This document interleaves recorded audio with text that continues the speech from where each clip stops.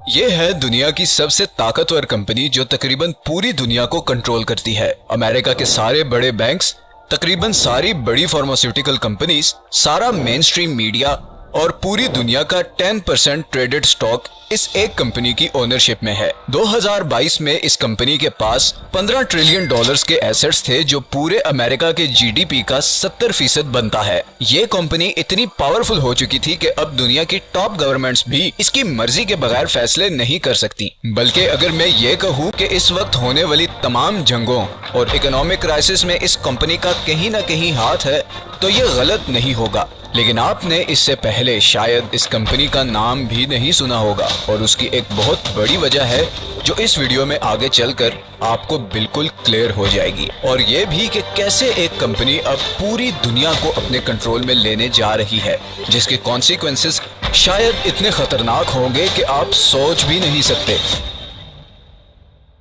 Larry Fink, इस company का CEO, शायद इस वक्त दुनिया का सबसे पावरफुल इंसान है। ये लैरी फिंक आखिर है कौन और कैसे ये इतना पावरफुल बना कि आज दुनिया में होने वाले हर वाक़े में डायरेक्टली या इनडायरेक्टली ये और इसकी कंपनी इन्वॉल्व होते हैं। लैरी 1952 में लॉस एंजलिस की एक अमीर फैमिली में पैदा हुआ। लैरी के मुतल्लिक कहा जाता है कि he was always hungry for power, और इसीलिए उसने अपने कैरियर की शुरुआत पॉलिटिक्स से की। लेकिन उसे जल्द ही एहसास हो गया कि असल ताकत पॉलिटिक्स में नहीं बल्कि पैसे में है। इसीलिए लैरी ने पॉलिटिक्स छोड़ी और 1976 में न्यूयॉर्क में फर्स्ट बॉस्टन नामी एक इन्वेस्टमेंट फर्म में एज अ सिक्योरिटी ट्रेडर अपने कैरियर की शुरुआत की। चंद ही सालों में लैरी इस कंपनी का हाईएस्ट अर्निंग एम्प्लॉय बन चुका था। उसके अंदर आगे बढ़ने और पावर हासिल करने की एक आग थी जिसे बुझाना नामुमकिन था।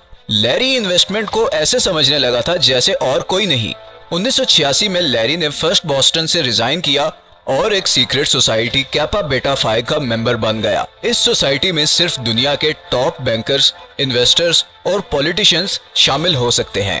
लैरी इसका मेंबर कैसे बना ये हम नहीं जानते, मगर तकरीबन 2 साल के बाद 1988 में लैरी ने उस कंपनी की बुनियाद रख दी जो अगले 35 साल के दौरान पूरी दुनिया की सबसे बड़ी और ताकतवर कंपनी बनने जा रही थी। शुरू के सिर्फ 5 सालों में ही ब्लैक रॉक की वैल्यू $5 मिलियन से $8 बिलियन हो गई। लेकिन ये सब तो सिर्फ एक शुरुआत थी। एक ऐसा बॉम्ब फटने जा रहा था जो ब्लैक रॉक को इतना अमीर बनाने वाला था जितना किसी ने सोचा भी नहीं था।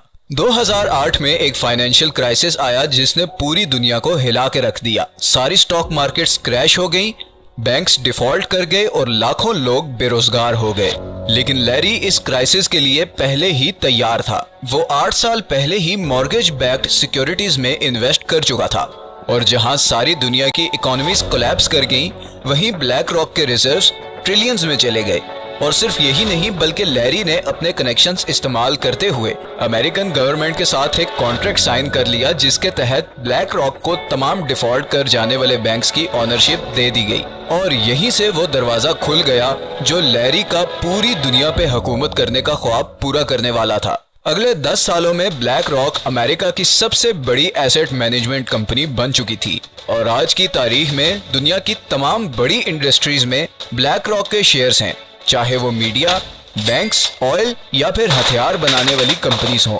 इसके अलावा सारी बड़ी टेक सोशल मीडिया कंपनीज जैसा कि गूगल, फेसबुक, ट्विटर और अमेज़न वगैरह में भी सबसे बड़ी इन्वेस्टर ब्लैक रॉक ही है। और आसान ज़बान में इसका मतलब यही है कि ये तमाम कंपनीज कोई भी डिसीजन ब्लैक रॉक की मर्जी के बगैर नहीं ले सकती। दूसरी तरफ ब्लैक रॉक ने एक ऐसा प्रोग्राम तैयार किया है जो उन तमाम इन्वेस्टमेंट्स को एनालाइज करता है जो फ्यूचर में उसे प्रॉफिट्स दे सकती हैं। इस प्रोग्राम का नाम है अलादीन। अलादीन इस वक्त पूरी दुनिया में $20 ट्रिलियन के एसेट्स मैनेज कर रहा है। $20 ट्रिलियन, ये पूरे अमेरिका का जीडीपी बनता है। यहाँ ये सवाल पैदा होता है कि ये प्रोग्राम इतना सही से फ्यूचर कैसे प्रिडिक्ट कर लेता है। इसका जवाब ये है कि अलादीन के पास उन तमाम लोगों का पर्सनल डाटा है जो उन बैंक्स, मीडिया, फार्मा और ऑयल कंपनी से जुड़े हुए हैं जिनमें ब्लैक रॉक की इन्वेस्टमेंट है। ये इतना ज्यादा डाटा है कि फ्यूचर में इकोनॉमी में क्या होने वाला है, इस सॉफ्टवेयर के लिए वो प्रिडिक्ट करना कुछ ज्यादा मुश्किल नहीं रह जाता। बल्कि कुछ एक्सपर्ट्स तो ये भी कहते हैं कि इन क्राइसिस को क्रिएट करने में ब्लैक रॉक का बहुत बड़ा हाथ होता है, क्योंकि वो अपने एनालिसिस से ये ऑलरेडी जान चुकी होती है कि किसी भी क्राइसिस से उनको कितना प्रॉफिट होगा। अब अगर आप ये सोच रहे हैं कि ब्लैक रॉक के बारे में आप या दूसरे लोग इतना क्यों नहीं जानते, तो इसकी वजह यह है कि ब्लैक रॉक चाहती ही नहीं कि कोई उसके बारे में कुछ भी जाने। हालांकि दुनिया का तकरीबन 90% main stream media black rock control करती है, और किसी न्यूज, मैगजीन या पब्लिकेशन में फीचर होना उसके लिए क्या मुश्किल है। इस गुमनामी की एक वजह यह है कि ब्लैक रॉक के मकसद की राह में एक ही चीज रुकावट बन सकती है, और वो है स्कैंडल्स। जब कोई ब्लैक रॉक के बारे में जानेगा ही नहीं, तो स्कैंडल किस चीज का। अगस्त 2020 में ब्लैक रॉक दुनिया की वो वाहिद फॉरेन कंपनी बन गई जिसको चाइना के म्यूचुअल फंड्स में इन्वेस्ट करने की इजाजत मिल गई। दुनिया और खासकर अमेरिका की किसी भी कंपनी को चाइना के म्यूचुअल फंड्स में इन्वेस्ट करने की इजाजत नहीं। जानते हैं ब्लैक रॉक ने सबसे पहले कौन सी चाइनीज कंपनी में इन्वेस्ट किया? हिकविजन में। हिकविजन एक सिक्योरिटी सर्वेलेंस कंपनी है जिसके पास वो शैडो सॉफ्टवेयर है जिसके जरिए किसी की भी तस्वीर या वीडियो बना के वो उस इंसान की पूरी हिस्ट्री और डेटा निकाल सकते हैं, और ये सॉफ्टवेयर फिलहाल सिर्फ चाइना की गवर्नमेंट के पास है। ब्लैक रॉक जितनी तेजी से दुनिया की कंपनीज को टेक ओवर करती जा रही है, आने वाले दिनों में इसका इन्फ्लुएंस मजीद बढ़ता चला जाएगा, और इसका मतलब सिर्फ एक है कि हम एक ऐसे फ्यूचर की तरफ बढ़ रहे हैं जिसमें कंट्रीज से ज्यादा कंपनीज पावरफुल होंगी। हमारी पॉलिटिक्स, सोसाइटी और कल्चर वोट्स नहीं बल्कि इन्वेस्टमेंट बोर्ड्स कंट्रोल करेंगे, और ये सब सिर्फ एक कंपनी और एक इंसान के कंट्रोल में होंगे।